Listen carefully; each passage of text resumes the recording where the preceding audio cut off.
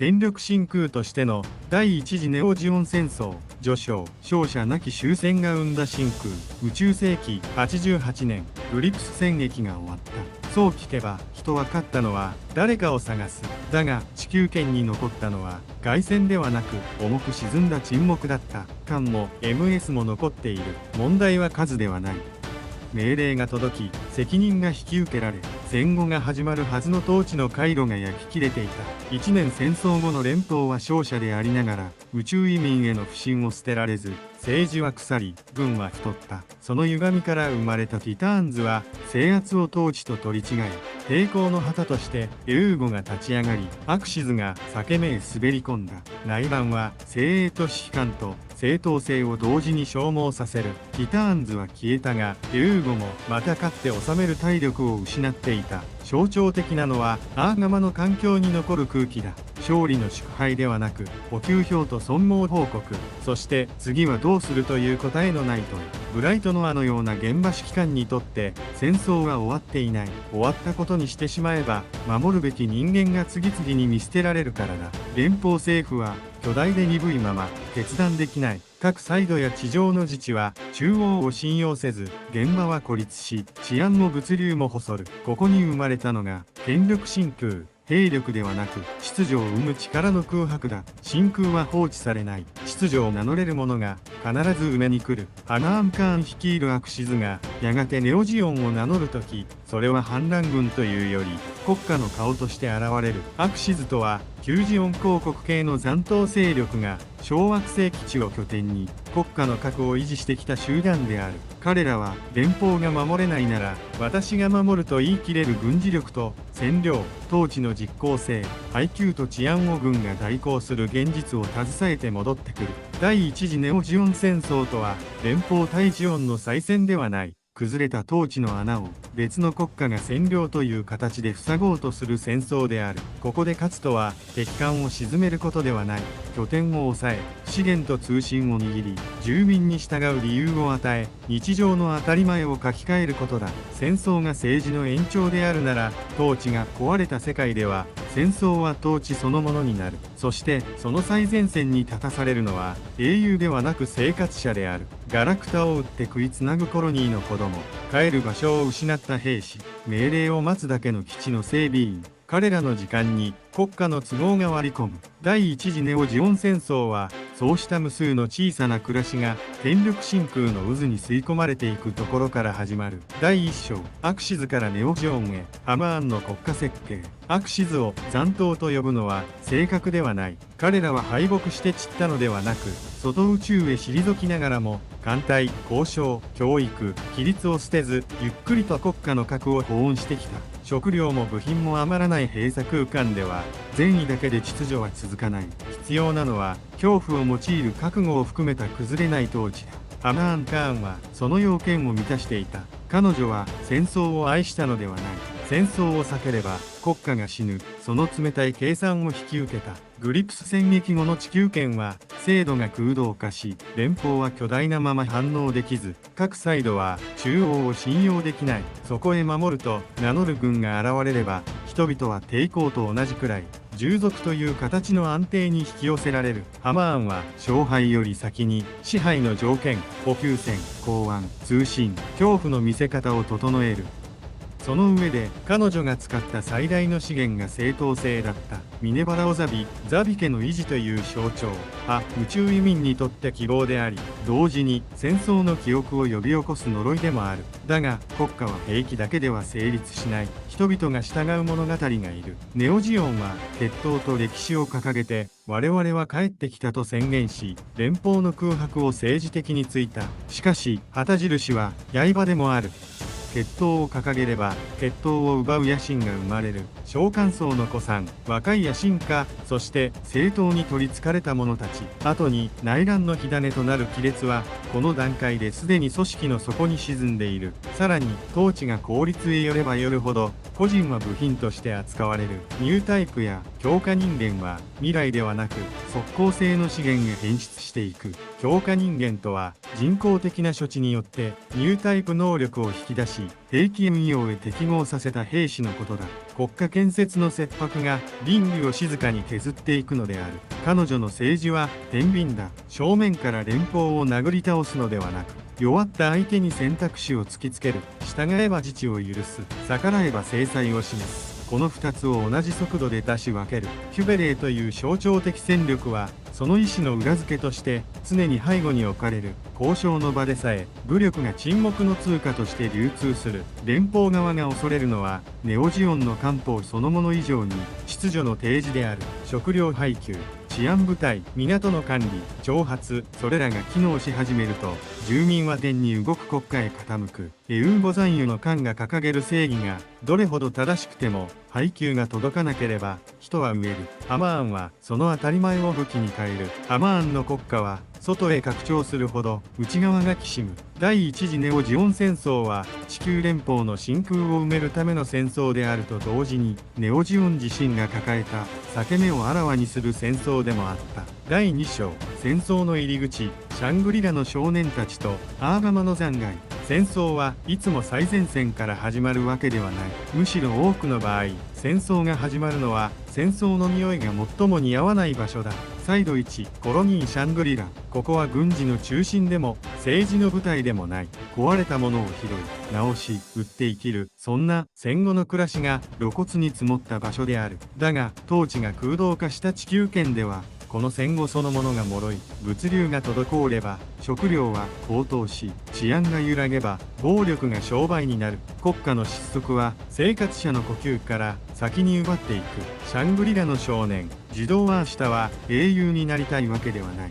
彼の野心はもっと小さい。家族を食わせ明日を回すこと。そのためにコロニーの外壁に張り付いて MS の残骸を剥ぎ解体業者に流す。法律より胃袋が優先される世界で彼の行為は罪であり同時に生存の技術だ。戦争が生むのは兵士だけではない。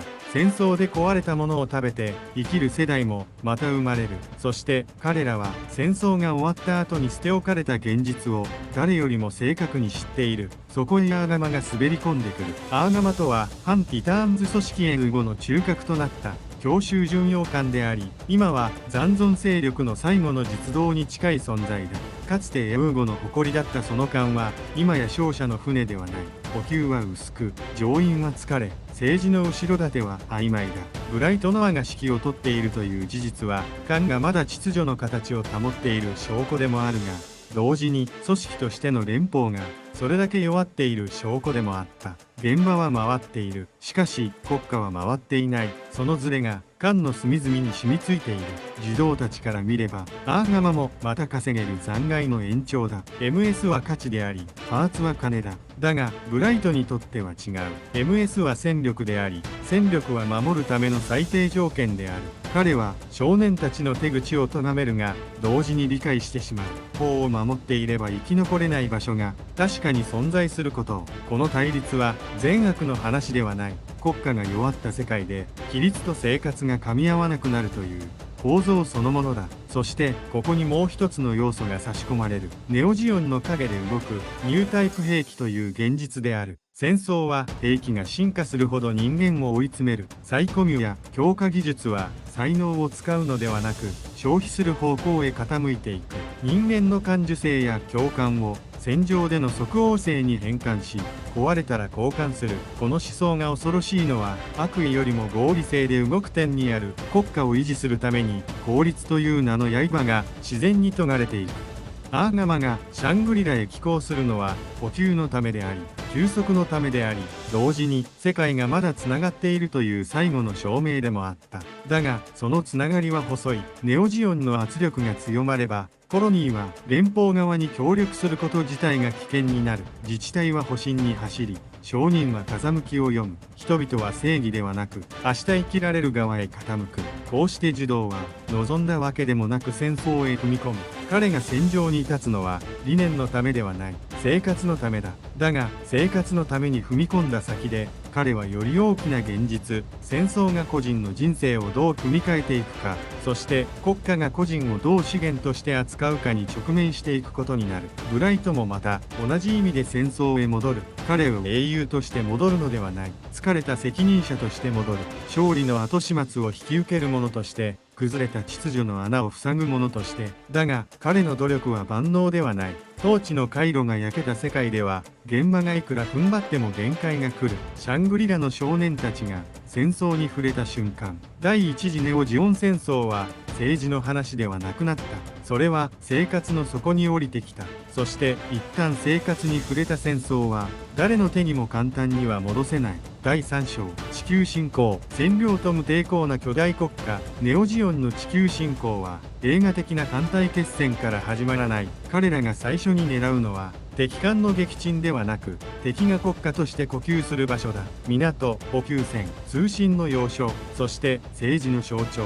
そこを抑えれば相手は打ち合う前に弱っていく。占領とは軍事行動であると同時に行政行動であり、ネオジオンはその両方を一体で運用する。連邦側は巨大だった。だが巨大であることは強さではなく鈍さにもなる。グリプス戦役で失われたのは兵器以上に判断する中枢である。優秀な士官層は内乱で消耗し、政治は責任を回避し、現場は命令を待ちながら孤立する。巨大組織が機能するには決めるものと動かすものと支える物資が必要だが、その3つが同時に痩せていた。そのほころびにハマーンは迷いなく歯を差し込む。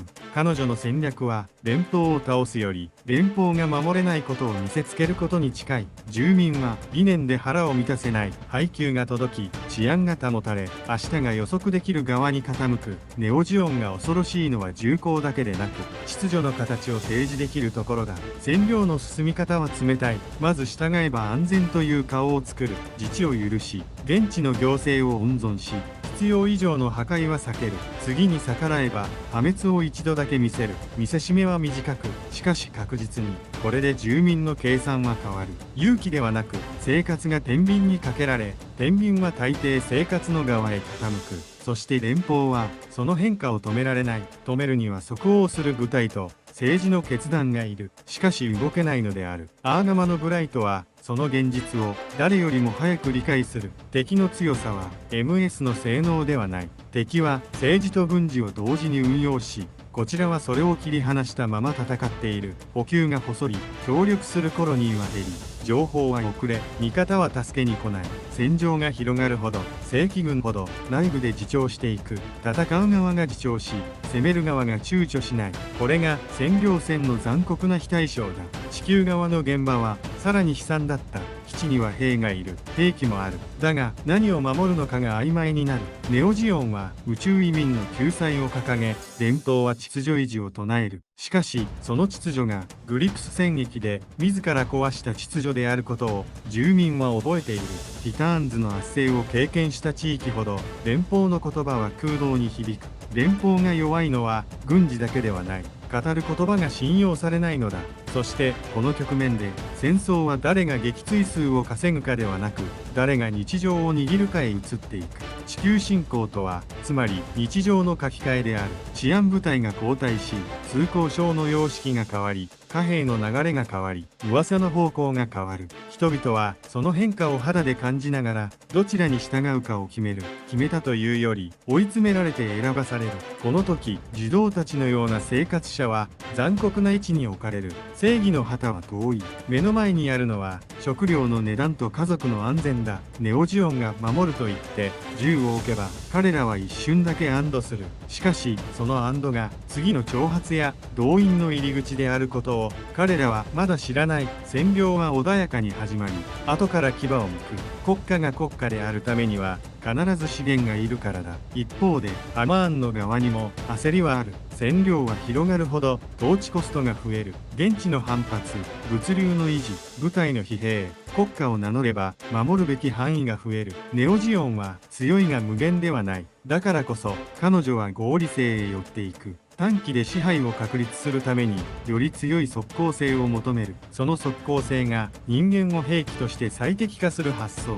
ニュータイプと強化人間の運用へさらに傾斜していく。地球侵攻の段階ですでに勝敗の輪郭は見え始めていた。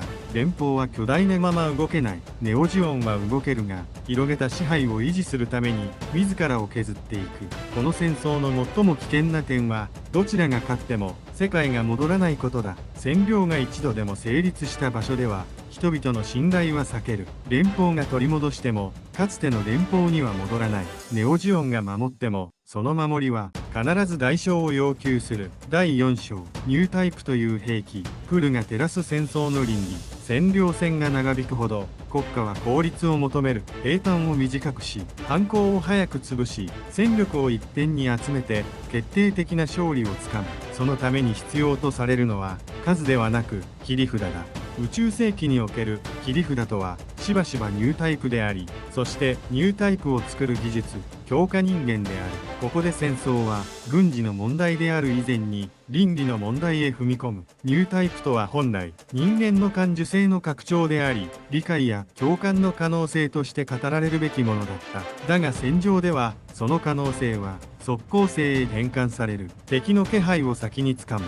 反応が早い。判断が鋭い。戦場が高速化し、可変 NS や高機動戦が常態化したグリプス以降、その差は致命的になる。だから国家は才能を待てなくなる。待てない国家は作る。プルはその製品として現れる。彼女の無邪気さは戦争の陰惨さと不釣り合いなほど明るい。笑い、甘え、からかい、そして突然冷えたように戦う。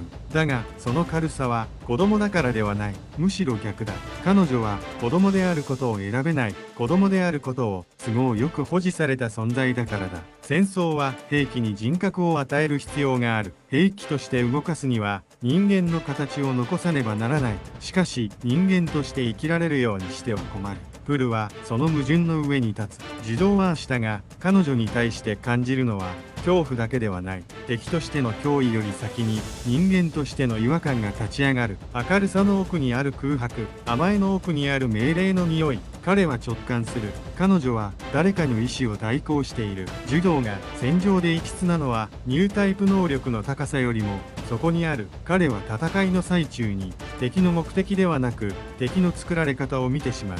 そしてその瞬間、戦争は勝敗のゲームではなくなる。彼にとって戦争は誰かが誰かを部品にする仕組みそのものになる。プルはハマーンの国家の合理性が生んだ存在でもある。ハマーンが直接彼女の人格を壊したわけではない。ここが残酷だ。国家は往々にして手を汚さない。命令系統があり、部署があり、技術者がいる。責任は分割され、誰もが必要だったという。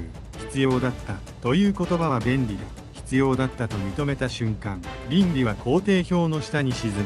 プルはその工程表の先に立つ。戦場での彼女は恐ろしいほど強い。けれど強さの描写は英雄譚の快楽ではなく異常さとして観察されるべきだ。反応速度、勘の鋭さ、躊躇のなさ。その躊躇のなさは勇気ではない。躊躇する余地を奪われている。躊躇とは自分の人生を持つ者の特権だからだ。一方、ハマーンにとって強化人間の運用は国家としての切迫から出ている。占領が広がり、連邦が鈍くとも崩れきらない以上、決定打が欲しい。短期で戦争を終わらせ、支配を固定し、反抗の芽を摘む。そのためなら、倫理の尊能を許容する。許容というより、計算から外す。国家の存続を天秤にかけた時、個人の痛みは軽くなる。ハマーンが冷酷なのではなく、冷酷でない国家が存続できない局面にいる。そう描いた方が、戦争の重さは増す。プルの存在が物語を指すのは、受動側が正義で対抗できないからだ。連邦は腐敗し、ユーゴは弱体化し、誰も完璧な正義を持たない。だからこそ、受動は別の拒絶を選ぶ。理屈ではなく、感情でこれはおかしいと言い切る。戦争を止める力はなくても、人間を部品にする構造への拒否だけは捨てない。この拒否は戦局をすぐ変えない。しかし、見る者にとっては、世界の見え方が変わる。戦争が正義の衝突ではなく、人間の消費として立ち上がるからだ。そして、プルは鏡になる。彼女が笑えば笑うほど、戦争の倫理は冷える。彼女が強ければ強いほど国家の合理性は鋭くなる。第一次ネオジオン戦争が残した最も暗い遺産の一つはここにある。ニュータイプは希望ではなく兵器として扱われ始めた。人間の未来が国家の即効性に食われていく。第5章、ネオジオンの内戦。ハナーンとグレミー。統治の自己崩壊。ネオジオンが地球圏へ伸ばした支配は外へ広がるほど内側の矛盾を増幅させた。占領は勝利の証明ではなく統治コストの請求書である。配給、警備、行政、挑発、補給線の維持、どれも敵を倒すだけでは成立しない。国家を名乗った瞬間からネオジオンは戦争の組織であると同時に生活を管理する組織になった。そしてこの2つは同じ方向を向かない。ハマーンカーンの統治は秩序を維持するための冷徹な合理性で貫かれていた。反抗は最小限の見せしめで潰し、協力する自治には余地を与え、恐怖と安定を同じ速度で配る。だがそれは強い国家の姿に見えて、実際には一本の綱の上に立つような危うさでもあった。綱を支えるのは武力だけではない。人々が従う物語である。そこで彼女が掲げたのがザビ家の象徴、ミネバの名だった。だが象徴は掲げた瞬間に奪い合いの対象になる。グレミートとはその奪い合いを革命の仮面で正当化した。決闘を名乗り正当性を強奪し指揮権を引き剥がす。彼の言葉は大義に似ているが、実態は国家建設ではなく簒奪だ。国家を運営するには勝った後の秩序を設計しなければならない。だが簒奪者が欲しいのは秩序ではなく秩序が生む権力だけである。ここでネオジオンの中枢は統治者と野心家の論理に裂かれる。内戦が致命的なのは戦力が二分されるからではない。もっと深い部分、命令の信用が崩れるからだ。昨日まで同じ旗の下にいた部隊が今日には打ち合う。占領地の自治体は手のひらを返し、兵は何のために戦うのかを失い、補給は滞り、治安は揺らぐ。占領という秩序の提示で得ていた優位が内側から崩れていく。国家の体裁は外的に壊されるのではなく、内部の正当性争いによって自己崩壊する。皮肉なのはこの裂け目が連邦を救うことだ。連邦が強くなったわけではない。敵が先に割れただけで連邦の統治能力が回復したわけでもない。だが戦争の現実は冷酷で、敵が割れれば前線は止まる。アーガマのブライトが感じるのは勝てるという希望ではない。最悪が来る前にどこまで損害を抑えられるかという責任者の焦りだ。そして内戦は戦争を別の形に変える。勝敗を決めるためではなく主導権を奪うためにより短期的で象徴的な暴力へかける流れを生む。統治の言葉が尽きた時、権力は誰が支配者かを証明するために世界そのものを人質に取る。第6章、最終局面。コロニー落下が示す終わらせ方の欠如。コロニー落下は戦術ではない。国家が交渉と統治の言語を失い、最後に残った暴力だけで世界を黙らせようとする政治の破産である。落下が狙うのは基地でも艦隊でもない。狙うのは連邦は守れるという最後の前提だ。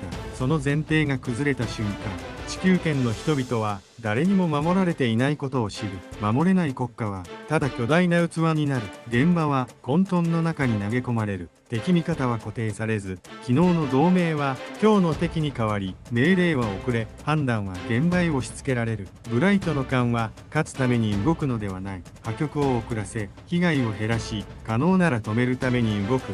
彼の戦いは撃墜数では測れない。時間を稼ぐこと、情報をつなぐこと、退路を作ること。国家が機能しないとき、現場が国家の代わりにやらされる仕事だ。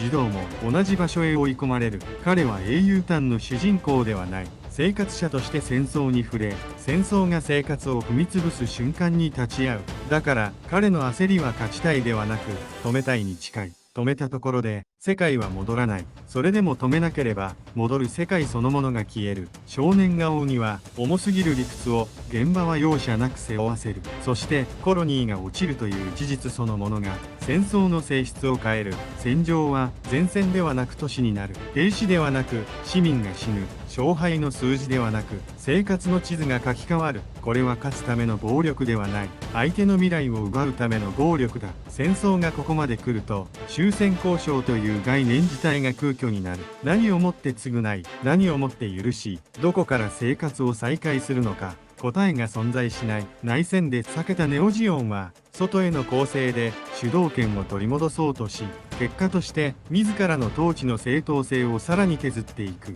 秩序を作るはずの国家が秩序を破壊する手段を選ぶ。その矛盾は最後には統治者自身へ跳ね返る。ハマーンが敗れるのは単に MS 戦で劣ったからではない。国家を作ろうとした彼女がその国家の裂け目、正当性争いと暴力の加速に飲み込まれていくからだ。ネオジオンは潰されたというより折れたのである。結末、戦争の遺産、連邦の延命と次の日だね。第一次ネオジオン戦争の終わりは勝利ではない。連邦は生き残っただけだ。敵が割れ、破局が一段落した。それは終わったように見えるというだけで、統治能力が回復したわけではない。占領トラッカが刻んだ不信は地球とコロニーの間に深い溝として残る。連邦が取り戻しても取り戻したのは領土であって信頼ではない。軍事の面でも傷は深い。戦争が示したのは巨大組織が内乱と分裂に弱いという事実だった。連邦軍は再び守ることを掲げるが、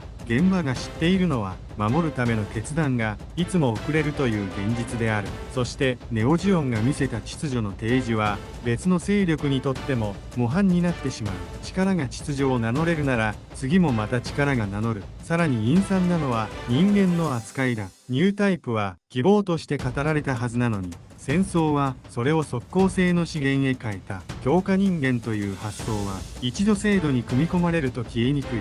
国家が危機に瀕した時、倫理はいつでも必要だったに回収されるからだ。プルのような存在が照らしたのは戦争が人間をどこまで消費できるかという限界線だった。限界線は引かれた。しかしそれが守られる保証はない。総じてこの戦争が残した教訓は冷たい。正義が勝つのではない。